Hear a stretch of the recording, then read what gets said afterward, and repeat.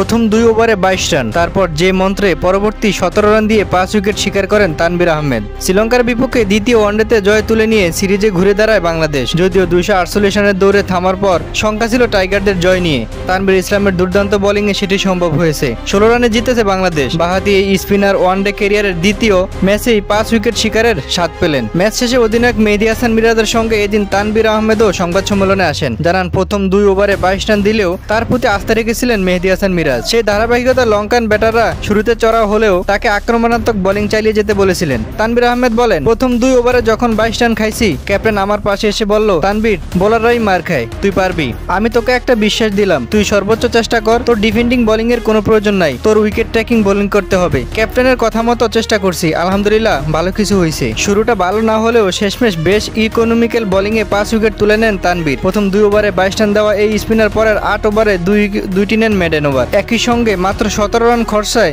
শিকার করেন 5 wicket. Opener নিশানা দামসুকা থেকে শুরু করে কুশাল মেন্ডিস, কামিডু মেন্ডিস সবাইকে ফিরিয়ে লঙ্কান আক্রমণের পথ বন্ধ করে দেন। নিজেদের ব্যাটিং শেষে সবার মাঝে ম্যাচ জয়ের আত্মবিশ্বাস ছিল বলেও জানান তানভীর। প্রথমে আমরা যে রানটা করলাম, ক্যাপ্টেন এবং ম্যানেজমেন্ট যারা ছিল সবাই বলছিল এই রানে আমরা ডিফেন্স করতে পারবো। আমরা সবার ভেতরে ক্যাপ্টেন এবং ম্যানেজমেন্টের এত কম রানে জয়ের বিশ্বাসটা দিয়েছে। সবারই ধারণা ছিল আমরা ম্যাচ জিততে পারবো।